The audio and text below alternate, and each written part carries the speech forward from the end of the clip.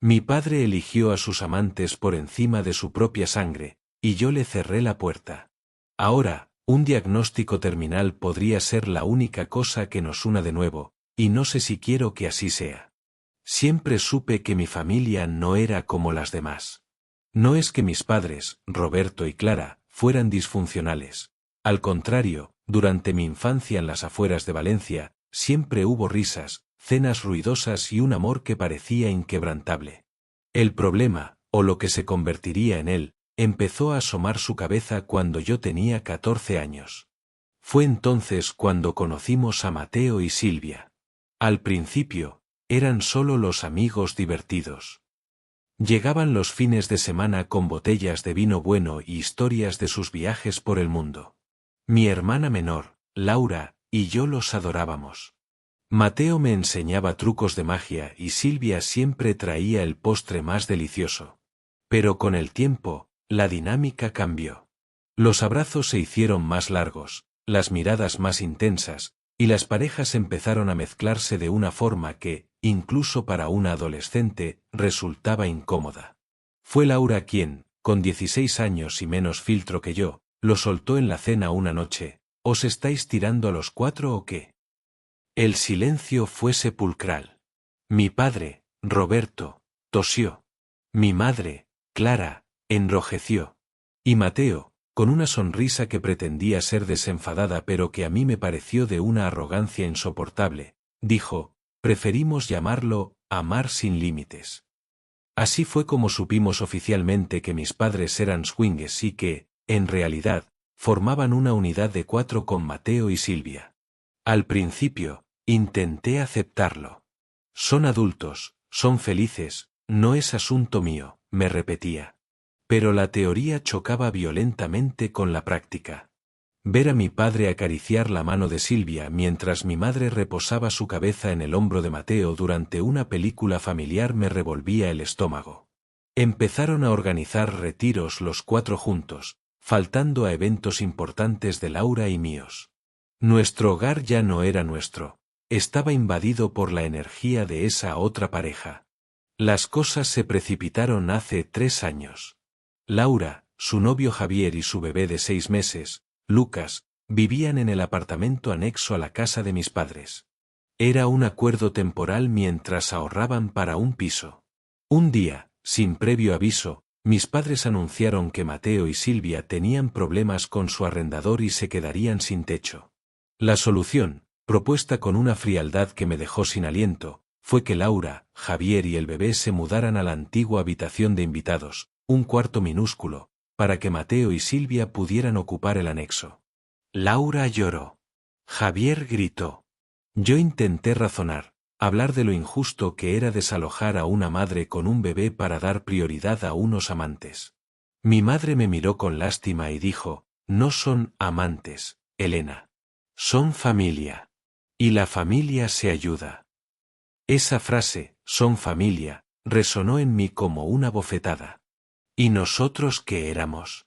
Nosotros, su sangre, ¿éramos ahora familia de segunda categoría?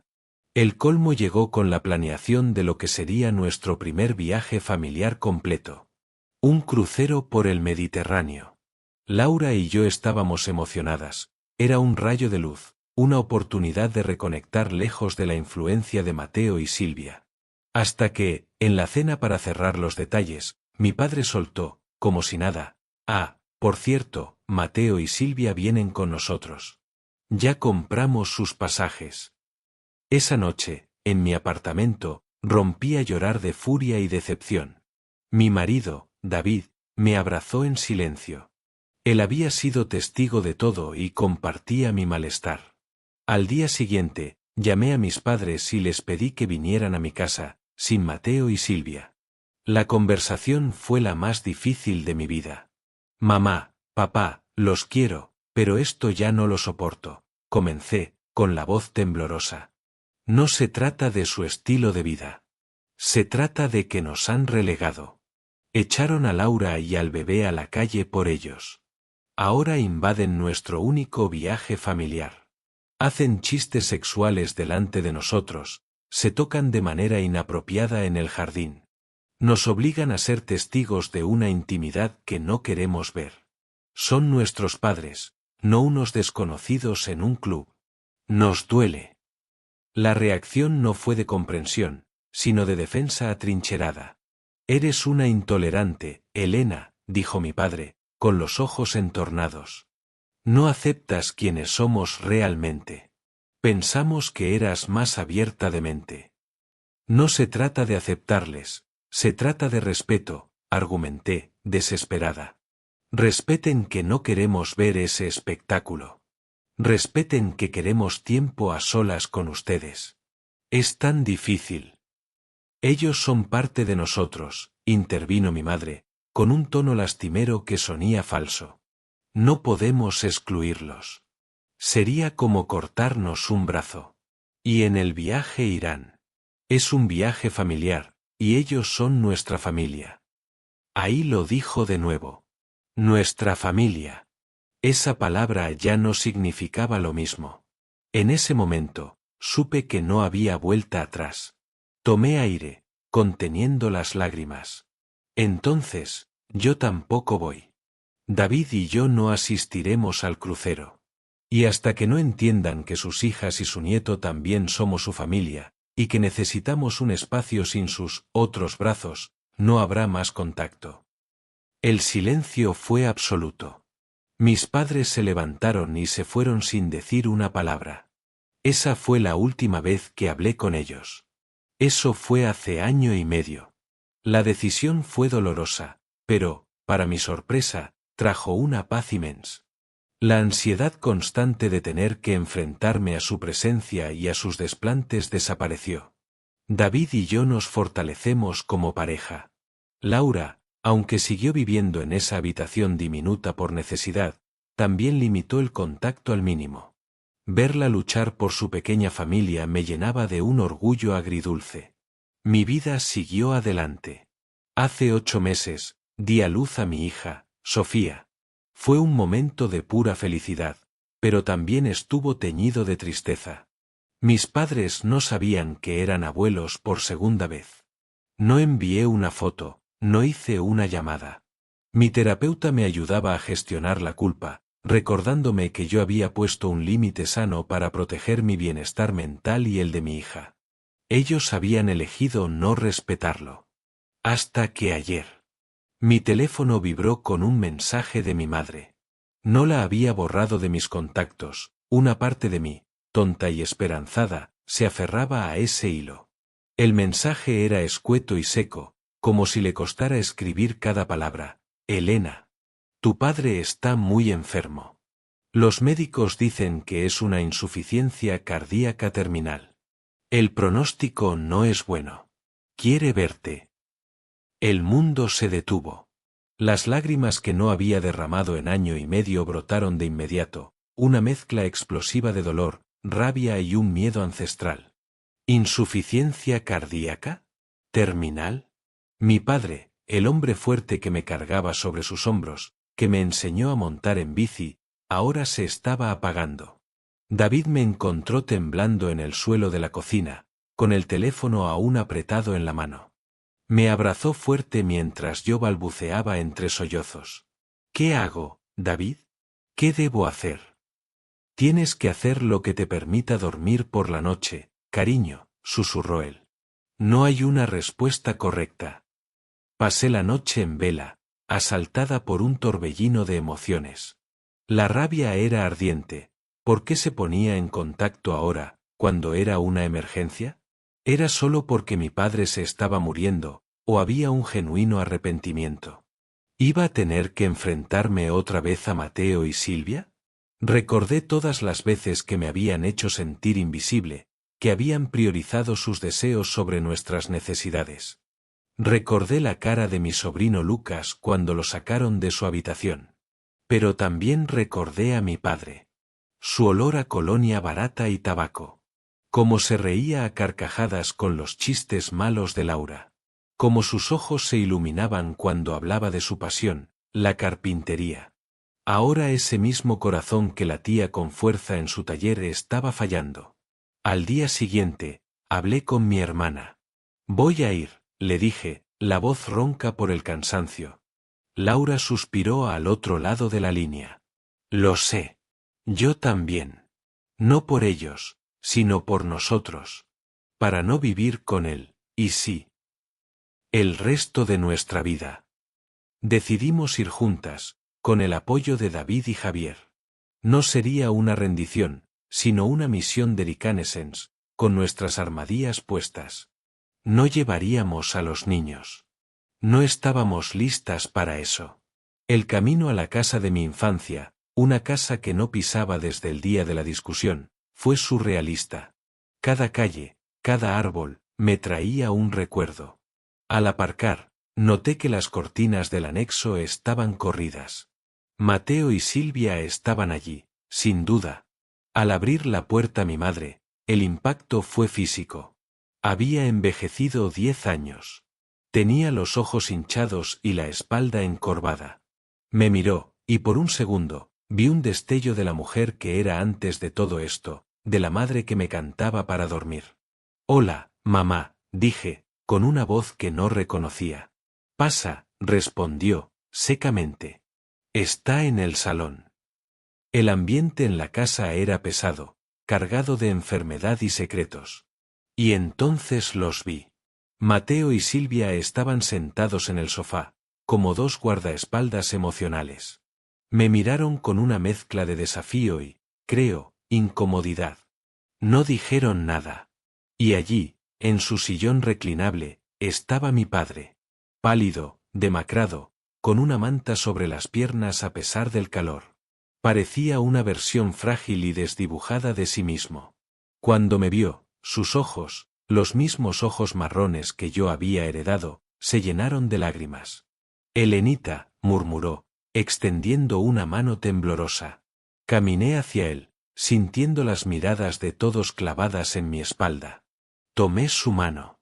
Estaba fría y delgada. Hola, papá, dije, y mi voz se quebró. Nos sentamos. Hubo un silencio incómodo. Laura, a mi lado, estaba rígida como una tabla. ¿Cómo estás, papá?, pregunté, forzándome a mantener la compostura.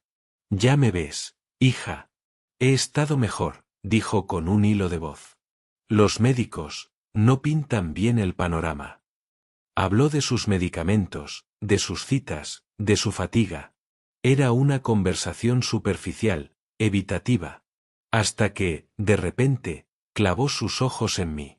Sé que no tengo derecho a pedirte nada, comenzó, cada palabra le costaba un esfuerzo. Pero no podía irme sin verte. Sin ver a mi otra nieta. Clara me enseñó una foto que consiguió de Laura. Es preciosa. Sentí un puñal en el pecho. Mi madre había estado espiando las fotos que Laura subía a sus redes sociales, a las que ella tenía acceso restringido, pero al parecer no del todo. Se llama Sofía, dije, con firmeza. Sofía, repitió, como saboreando el nombre. Es un nombre bonito. Luego, hizo un gesto a Mateo, quien, con visible reticencia, se levantó y salió de la habitación. Mi madre se puso tensa. Mi padre nos miró a Laura y a mí. Lo siento, susurró. Las dos palabras cayeron en la habitación como piedras. He tenido mucho tiempo para pensar, aquí, en esta silla. Y he sido un mal padre. Un hombre egoísta. Fue como si el aire se hubiera espesado. Ni Laura ni yo dijimos nada. Él continuó, con la mirada perdida en sus manos arrugadas. Confundí la libertad con el libertinaje. Confundí expandir mi corazón con abandonar mis responsabilidades. Creí que podía tenerlo todo sin que nadie saliera herido. Era un necio. Tosió, un sonido profundo y preocupante. Os fallé. A las dos. Y a mis nietos. Miré a mi madre. Tenía la mirada gacha, las manos apretadas en el regazo. ¿Estaba de acuerdo? ¿O solo estaba avergonzada? ¿Y ellos?, pregunté finalmente, con un gesto sutil hacia el pasillo por donde había salido Mateo. ¿Siguen siendo familia? Mi padre siguió mi mirada y luego volvió la suya hacia mí. Había una tristeza infinita en ellos. En un mundo paralelo, donde no hubiera hecho daño a nadie, quizás sí.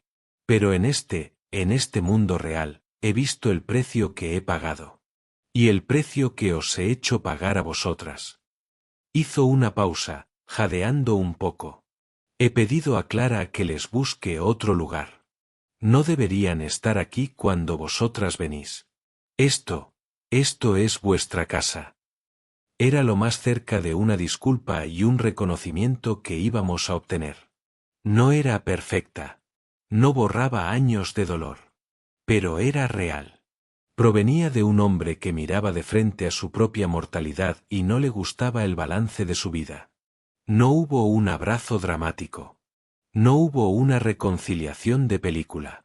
Nos quedamos un rato más, hablando de cosas banales, evitando los temas profundos. Pero el ambiente había cambiado.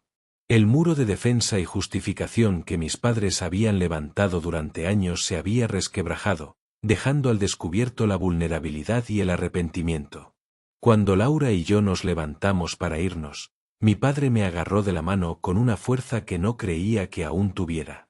¿Traerás a Sofía algún día? Para que conozca a su abuelo, suplicó. Miré a sus ojos, llenos de miedo y esperanza. Ya no era el hombre arrogante que me había echado de su vida. Era solo un hombre viejo y asustado. Sí, papá, dije, y esta vez las lágrimas fluyeron libremente. La traeré. Pero vendré solo yo con ella. Y será una visita corta. Asintió, una lágrima recorriendo su mejilla. Gracias. Es más de lo que merezco. Al salir de la casa, respiré el aire fresco de la tarde como si saliera de una cueva. No había magia. No había una solución mágica. El daño estaba hecho. Mateo y Silvia probablemente seguirían en su vida de alguna forma. Pero algo se había roto, y algo se había sanado, solo un poco. No sé cuánto tiempo le queda a mi padre. No sé si nuestras visitas serán incómodas o si lograremos construir algo parecido a una relación en el poco tiempo que pueda quedar. Lo que sí sé es que irme de aquella casa hace año y medio fue lo correcto para salvar mi sanidad mental. Y sé que volver hoy, con mis límites aún firmes pero con el corazón abierto a un hombre arrepentido, también es lo correcto. La vida es demasiado corta para vivir con el rencor como único compañero, pero también es demasiado valiosa para permitir que te hieran impunemente. Encontrar el equilibrio es el desafío más difícil, y hoy, por primera vez en mucho tiempo, siento que tal vez sea posible. Mi padre morirá pronto, pero no morirá con el peso de mi ausencia absoluta, y yo no viviré con el peso de un perdón no otorgado. Es un final agridulce, imperfecto y humano. Y por ahora, es suficiente.